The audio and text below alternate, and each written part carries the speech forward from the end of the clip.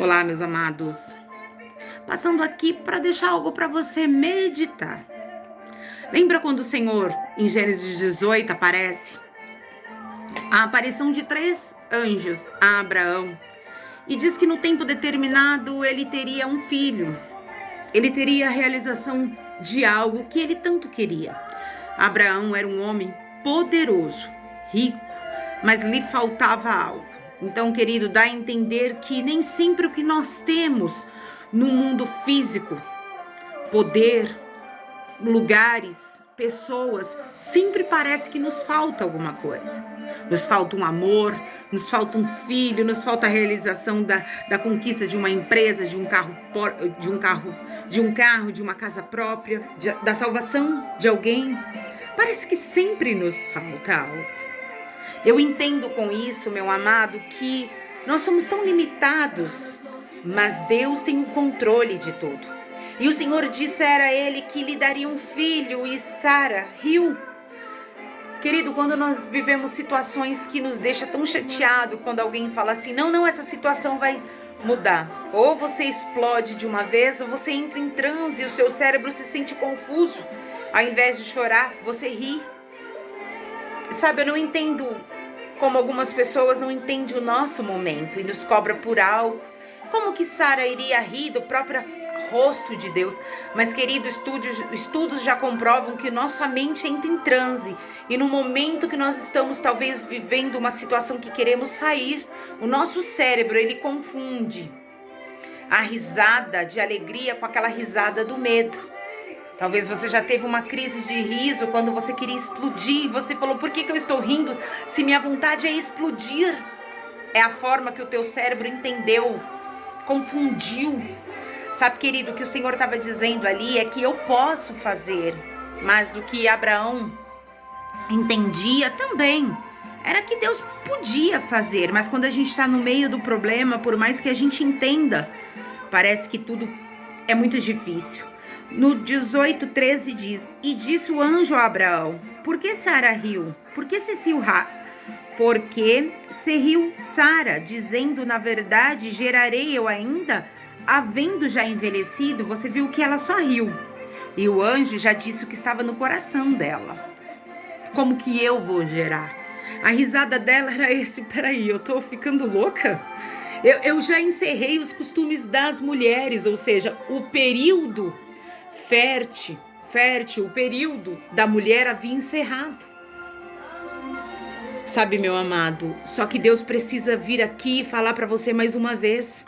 Talvez hoje, pela situação, você não está acreditando no que eu tenho para fazer, mas eu posso mudar a tua vida. Fui eu mesmo que outrora havia feito promessas ao teu respeito, e sou eu mesmo que vou cumprir. Então, o que o Senhor estava dizendo ali para Abraão é, eita, Abraão, você já viu muitas coisas acontecendo, você ainda vai ver muita coisa. Abraão era um homem de fé. Lembra que eu falei para você que Deus não chama à toa? Abraão era um homem rico, Abraão tinha seu gado, suas ovelhas, Abraão tinha seus empregados para cuidar. Só que nesse dia Abraão estava ali fora da tenda, imagino eu, um sol de lascar, queimando o coco, para rachar a mamona. E ele vê a aparição de 3 anjos. Então ele até os convida para comer, enfim, não é isso que a gente vai adentrar. O que eu estou dizendo para você é que Deus está aparecendo para você no dia de hoje com essa palavra. Eu vou cumprir o que outrora eu disse que cumpriria. Ainda que quem esteja ao teu redor, por deboche ou por medo, ria, mas eu vou comprar. Eu vou cumprir e eu vou comprar essa sua briga. Eu vou comprar esta tua causa. Abraão queria um filho dele com sua esposa, saído das entranhas de Sara. Embora nós sabemos que lá na frente, um pouquinho à frente, Sara ainda coloca Agar no meio, enfim, mas não é isso que a gente está dizendo. O foco aqui é o anjo apareceu a Abraão, para lembrar ele que ele ainda era Deus.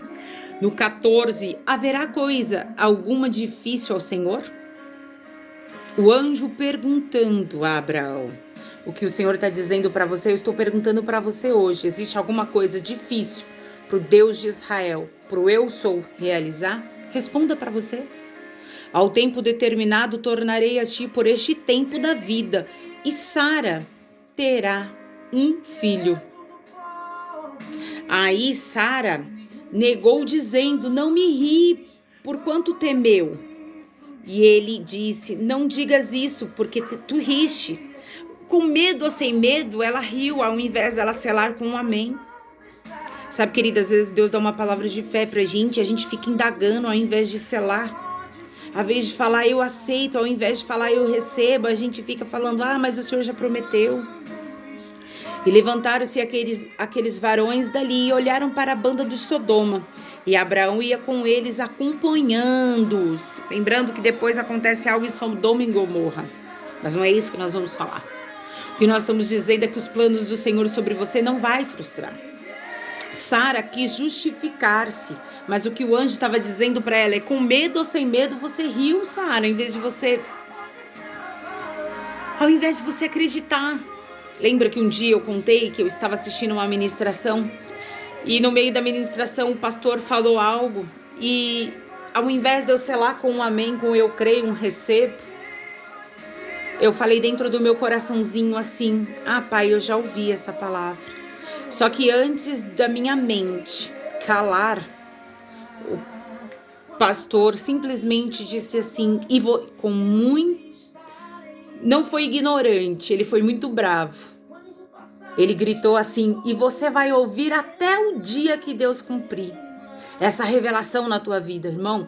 Aquilo foi um tapa no meu rosto. Eu fiz igual Sara. Eu não estava dizendo que eu já tinha escutado porque eu achava que o Deus de Israel não é capaz. Eu só estava, talvez, com medo de ouvir mais uma vez e não ver o meu cenário mudado. Só que o Senhor me despertou. Não passou a mão na minha cabeça, igual o anjo fez com Sara. Não. Não vem dizer pra mim que você não riu, porque você riu sim. Sabe, irmãos? O Senhor nos desperta, por isso que às vezes eu gosto de contar umas coisinhas que acontecem comigo, para você ver que a gente é igual Sara, que você também é igual a mim, que às vezes a gente duvida, que às vezes a gente entra em parafuso. É para isso, para mostrar que aqui não tem nenhum super. Somos todos dependentes do Senhor, só que nós precisamos amadurecer na fé e quando ouvirmos um direcionamento da parte de Deus, concordar com ele, não ficar indagando, como Sara fez, como eu fiz. Uma vez eu estava no Monte da Luz, em São Paulo. Tô morrendo de saudade desse monte. E eu estava com a minha cabecinha coberta com este meu paninho.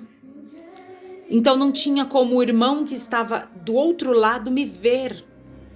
Porque esse pano não permitia.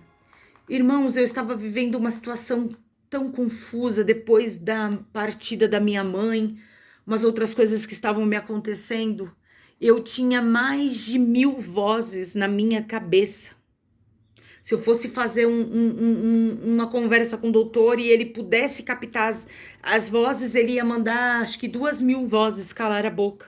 Só que aquilo estava me pesando tanto que eu estava ficando com dor de cabeça. Os meus olhos viviam cansados. E todas as vozes falavam ao mesmo tempo e eu falava junto com elas. Só que no dia que eu fui no monte, eu subi, eu falei: Senhor, eu quero paz, eu quero que o Senhor tire essas vozes da minha cabeça, eu tô jejuando, eu tô orando, eu subo no monte em consagração, eu desço do monte, eu consagro na madrugada, eu faço tudo o que o Senhor quer e eu não estou tendo paz. Só que um homem, e eu fiquei falando com o Senhor, só que eu não falava em voz alta, eu tava igual Ana, eu só mexia os lábios. Não saía voz, só mexia os lábios. Irmãos, eu não tinha voz. Eu estava com um buraco no peito. Eu não tinha voz. Ainda que eu quisesse gritar, falar alto, eu não tinha voz. As vozes, elas estavam tão fortes na minha cabeça que o meu coraçãozinho estava pesado, eu estava sem fôlego. Eu estava vivendo um momento que só vivendo, para você saber que eu não sei te explicar. E quando eu estava indo embora junto com uma missionária, o irmão pegou e falou assim: irmã, eu não ia falar não, mas eu preciso falar uma coisa para você. E eu dei um passo para trás, não me aproximei muito dele, dei um passo para trás. Falei: pode falar, irmão. Ô, irmãos, eu confesso que sem dar muita importância, porque as vozes ainda estavam, sabe? E naquele momento, aquele homem disse para mim assim, ó, o Senhor hoje tá aquietando todas essas vozes dentro de você. Irmãos, foi foi Deus. Ele pegou todas aquelas vozes com as próprias mãos e arrancou. E ali ele começou a falar coisas que eu estava dizendo ao Pai, só mexendo a boca. Mas aquele homem não estava como Eli, perdido. Eli achou que Ana estava embriagada. Aquele homem não, aquele homem estava na autoridade do Deus de Israel, aquele homem estava ligado no canal. Eli estava dentro do templo, mas fora da visão. Aquele homem não, aquele homem estava dentro do monte, dentro da visão. Irmãos, quando eu saí daquele monte, que eu desci aliviada, e a partir daquele dia as vozes calaram. Aquele arrombo, aquele vazio, aquele machucado no meu peito cicatrizou. Eu voltei a ter voz.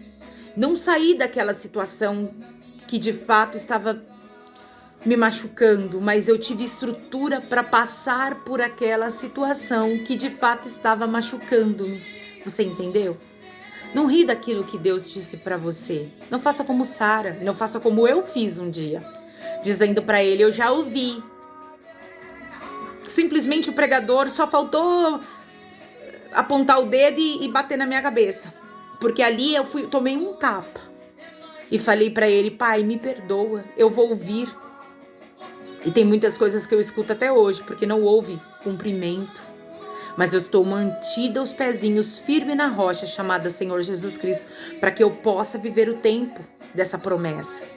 Eu entrei aqui para dizer para você, querido, que o próprio anjo, o próprio Senhor, foi fazer uma visita a Abraão, dizendo que no tempo certo ele voltaria e Sara estaria de braços entrelaçados com a bênção dela. Por isso que ela colocou o nome dele de Isaac, porque de fato ela deu risada na hora do medo, mas o Senhor arrancou um riso de alegria quando ela viu sair das próprias entranhas a bênção dela. O que o Senhor está dizendo para você é que no mundo espiritual, quando você vê você de mão dada com a tua bênção, quando você segurar o milagre que eu vou fazer, você vai rir, mas você vai rir de alegria e não mais de medo e não mais de dúvida. Querido, essa situação que hoje te assola vai chegar ao fim.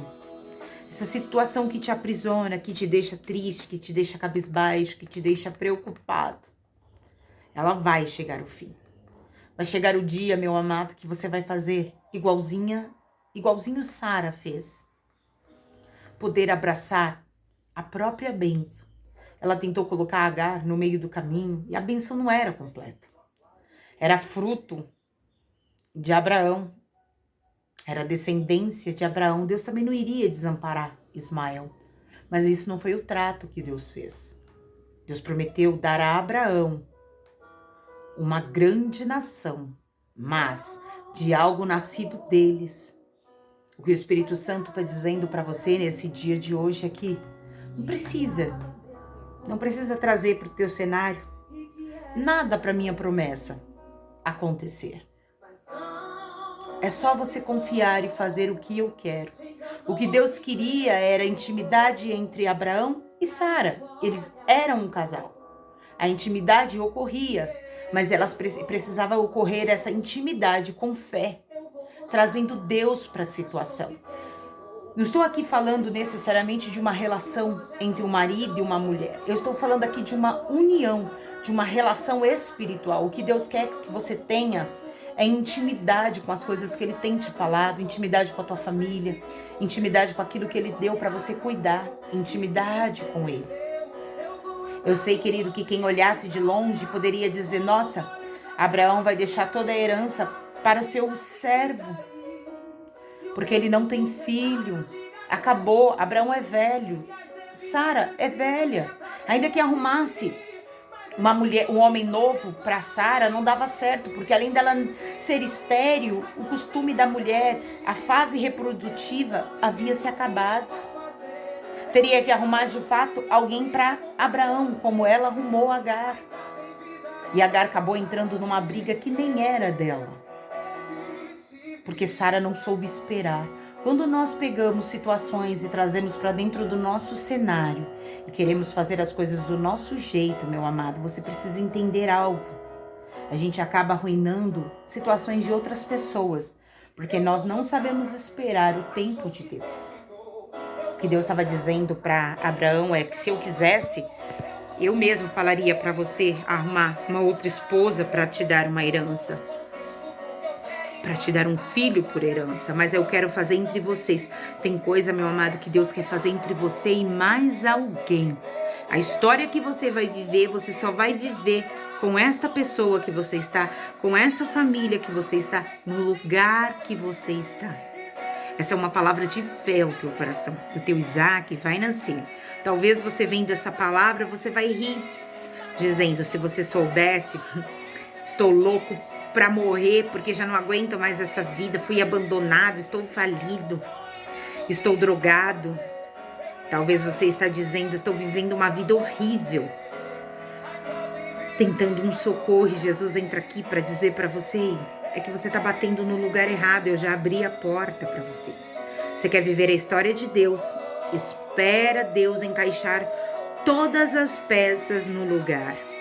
Você vai ver que toda essa aflição, essa angústia, essas vozes que falam na tua cabeça, assim como elas falavam na minha. Sabe, querido, no meio disso tudo, Satanás ainda não me perdoou, ainda não me ajudou, ele queria me matar. Eu fui andar para ver algo pro ponto de pregação, e muitos anos depois que eu abri, 6 anos e pouco, mas eu estava vendo, para você ver como as coisas são demoradas.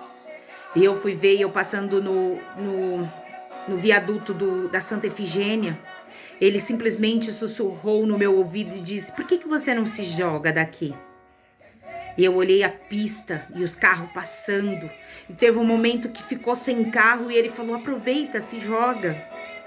E ele sem hesitar, sem pensar, ele enfiou o dedo na minha ferida e ele disse assim, o seu Moisés já foi. E ele sabia que se ele usasse esse termo Moisés, ele acabaria comigo. Porque Moisés era minha mãe para mim. E eu era o Josué da história.